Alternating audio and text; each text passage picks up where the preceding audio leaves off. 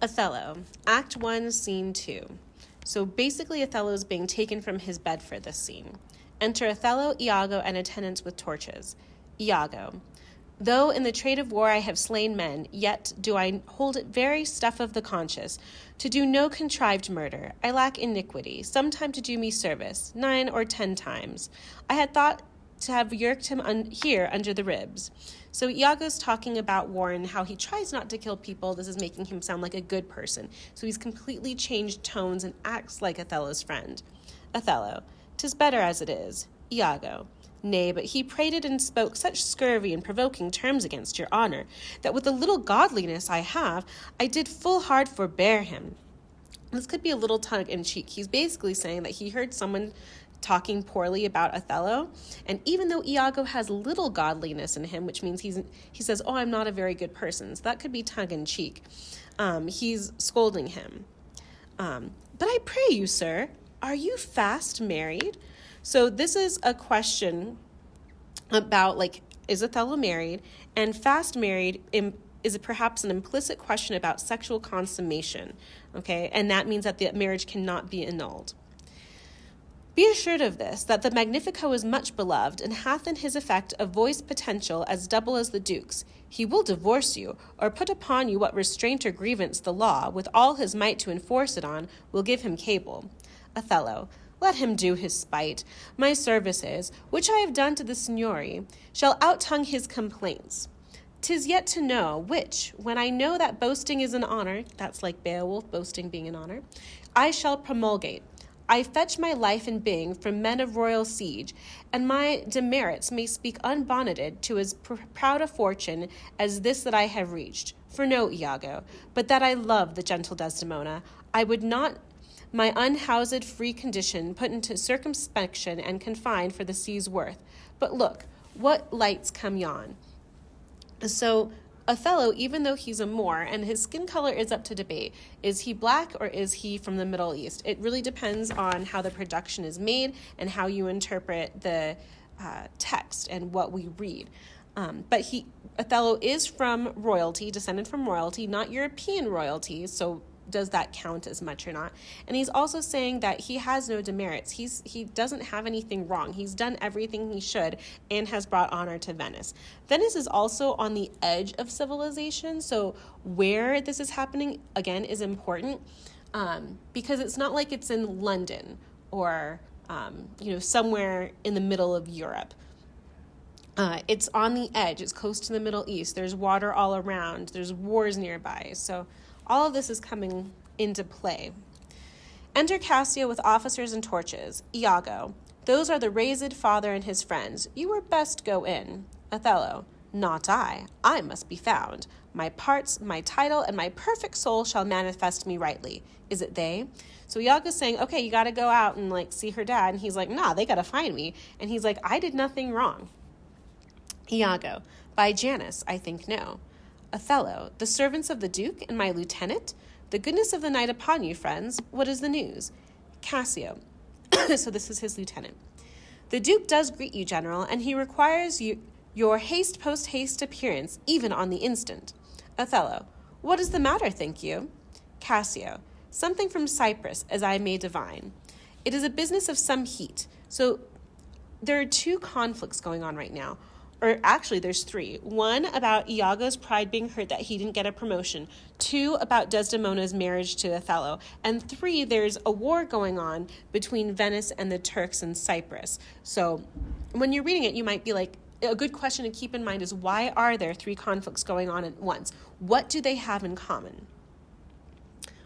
The galleys have sent a dozen secret messengers this very night at one another's heel, and many of the consuls raised and met are at the Duke's already, so it's in the middle of the night. They're having a nightly unexpected meeting. You have been hotly called for, when, being not at your lodging to be found, the Senate hath sent about 3 several quests to search you out. Othello, 'tis well I am found by you. I will but spend a word here in the house and go with you. And then he leaves, exit. So Othello's like, well, I guess it's time to go. He has been interrupted in the middle of the night. If this is the night he took Desdemona and they were supposed to consummate their marriage, have they consummated yet? Which means if they did, their marriage cannot be annulled. Or has it not yet happened? okay, because he's been interrupted. So that's why it's ambiguous. We don't know. Cassio, ancient, what makes he here? Iago, faith, he tonight hath boarded a land carack. If it prove lawful prize, he's made forever. Cassio, I do not understand. So Iago's speaking with euphemisms, and we're like, what is going on? A landed carrack is a sexual innuendo for a treasure ship. And it also has insinuations of piracy and theft. So when Othello's not around, Iago's definitely making it sound like this marriage is bad. Iago, he's married. Cassio, to who? Iago, married to, and then Othello enters, so he's cut off. Come, captain, will you go? Othello, have with you. Cassio, here comes another troop to seek for you. Enter Brabantio and Rodrigo with officers and torches. Iago, it is Brabantio, general, be advised, he come to bad intent. Othello, Hollis, stand there. Rodrigo, Signor, it is the Moor. Cassio, here comes another troop to seek for you. Enter Brabantio and Rodrigo with officers and torches. Iago, it is Brabantio, general, be advised, he comes to bad intent. Othello, Hollo, stand there. Rodrigo, Signor, it is the Moor. Brabantio, down with him, thief! They draw on both sides. So that means they both take their swords out. Iago, you, Rodrigo? Come, sir, I am for you. Othello, keep up your bright swords, for the dew will rust them. So Othello's saying, like, nothing's going to happen. They're going to rest. Good signor, you shall have more command with years than your weapons. And so Othello's being very civilized here, and he's being more civilized than the Venetians. They're the ones who pulled swords on him. And he's saying, we need to calm down and, like, be more civilized about this.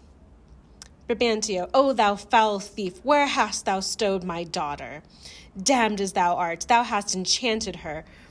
For I'll refer me to all things of sense, if she in chains of magic were not bound, whether a maid so tender, so fair and happy, so opposite to marriage that she shunned the wealthy, curled darlings of our nation, would ever have to incur a general mock, run from her guardage to the sooty bosom of such a thing as thou, to fear, not to delight. Oh my gosh, this is his father-in-law, and he is talking so much smack right now. It's terrible. He's basically insinuating that the only reason Desdemona is with him is because of pagan magic. Like, that's the only way Othello could get her. And then he's saying, like, my daughter is so fair and happy. She didn't want to get married. She turned away boys with curly hair who were, from Venice. She never wanted to get married. And then he uses a racist insult of sooty bosom. And it's like the fear of the other. And also a fear of religion, because Othello was not originally a Christian, even though he is now. And also that Othello should be something feared, not something to delight in, which is also terrible. I mean, keep in mind, Othello is a general of the army. He is helping Venice. He's civilized and works hard for their city-state, and he's being treated like he's this terrible person.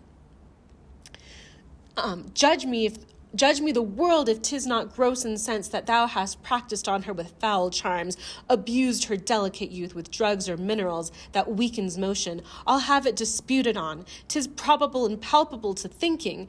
I therefore apprehend and do attach thee for an abuser of the world, a practicer of arts inhibited and out of warrant. Lay hold upon him. If he do resist, subdue him at his peril.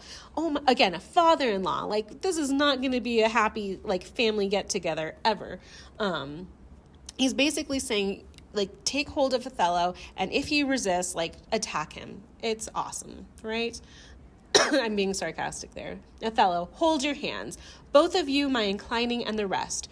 Were it my cue to fight, I should have known it without a prompter.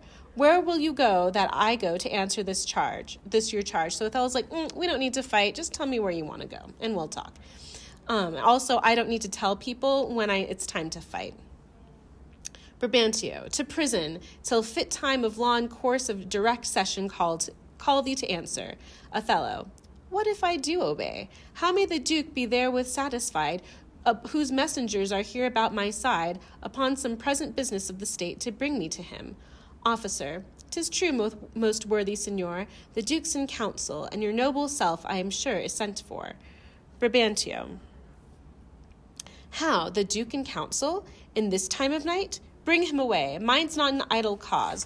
The Duke himself, or any of my brothers of the state, cannot but feel this wrong as 'twere their own. For if such actions may have passage free, bond slaves and pagans shall our statesmen be. And that is also a rhyme, but basically saying, like, if Othello is allowed to marry Desdemona and get away with it, then pagans and bond slaves who are lower in the social class should have full rights with everyone.